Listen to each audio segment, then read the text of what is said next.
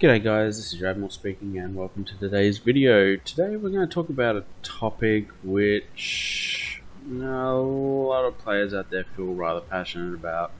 In fact, I think all players out there feel some level of passion about, and that's the matchmaker. I know that there's been a lot of calls out there for +1, -1 matchmaker.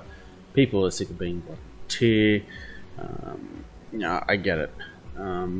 But I think that not having that +2, -2 split probably wouldn't be that great for the game. I think the current population of the game would suffer if that were the case. So I'd just like to share my thoughts on how I think the matchmaker should work and what could possibly be done to improve player comfort without hindering the matchmaker too much. So anyway, first off I'm going to talk about tier 8 matchmaking because, well, let's face it, that is just the worst in the game, and I think everyone would agree with me on that. So my proposal for this is, right, everyone plays a tier 8 ship, and as per usual it's a luck of the draw whether or not you're top tier, mid tier or bottom tier. Now, if you're bottom tier playing a tier 10 game, at the conclusion of that game, your account goes on to a counter of about, I don't know, 4, maybe 5 games. I think 4 is a good number.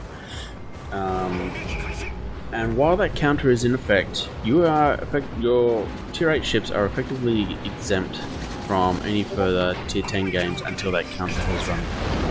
So you play a game, it's at tier 10, okay, game finishes, your account goes on a timer, which means you play any tier 8 you want for the next 4 games, at least, without having to worry about being dragged into a tier 10. I think playing 1 in every 5 games at tier 10 is certainly better than the 4 out of 5 which most people seem to be experiencing at the moment.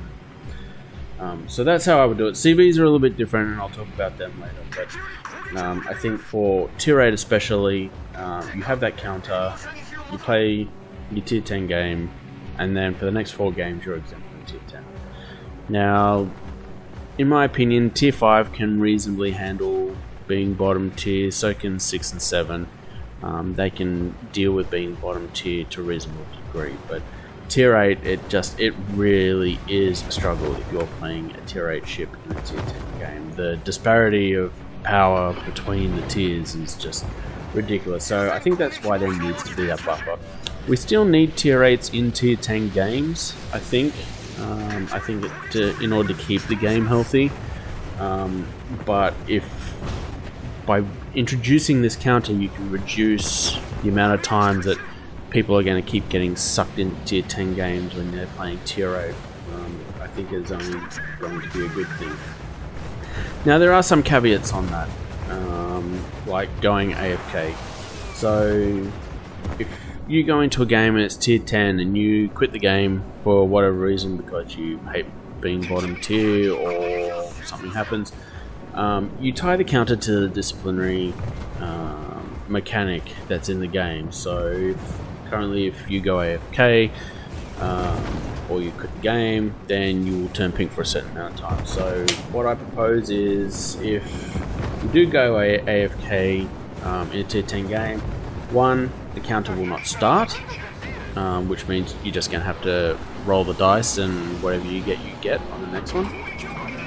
And then if you're in the middle of another game and the timer and your counter is counting down, say you've played 1 or 2 games within the counter and you go AFK, then the counter gets reset and you basically go back into the pool with everyone else, and what you get when you play that next tier 8 game.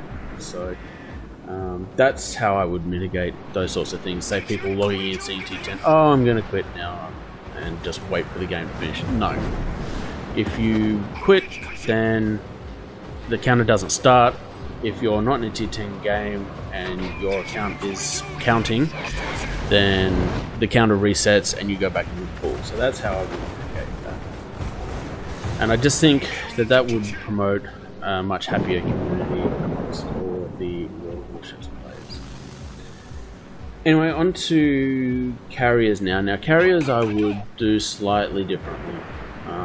Reason being, having played the beta test, the PTS, and spent the last 4 weeks playing carriers myself, the few observations that I've made is that when you're bottom tier in a carrier, the AA is just absolutely brutal.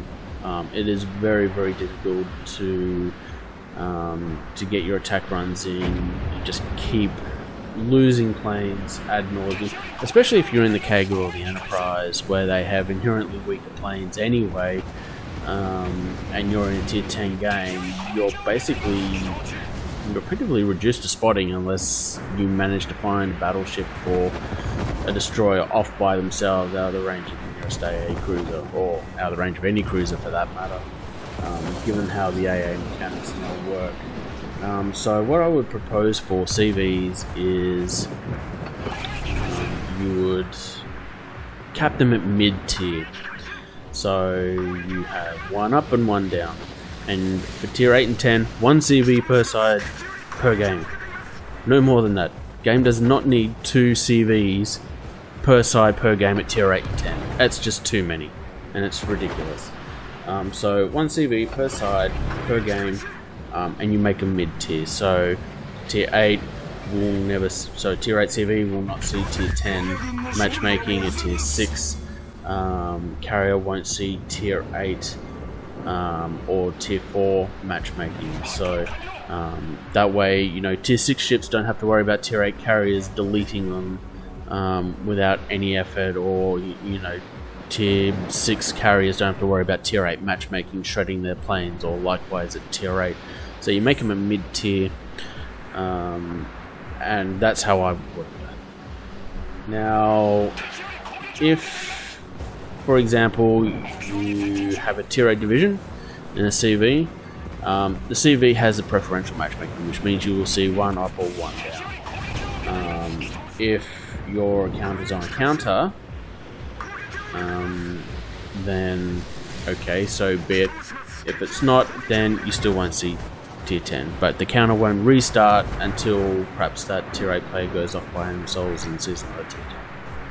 But what that would do then is it would encourage people to play carriers, it would encourage people to div up with carriers, knowing that, okay, the carrier has mid-tier matchmaking, so the worst I'm going to see is 1 up or 1 down. And I think that would just make it a lot more comfortable with players. But anyway, that's all I wanted to talk about today. I just wanted to share my thoughts on that. Please let me know what you think in the comments below. I'm really interested to hear what you have to say and get some feedback from you. I just know that this has been a really contentious issue for a long time, and even with the last patch 0.8.1, I think one of the patch notes was, you know, increased rewards if you're bottom tier.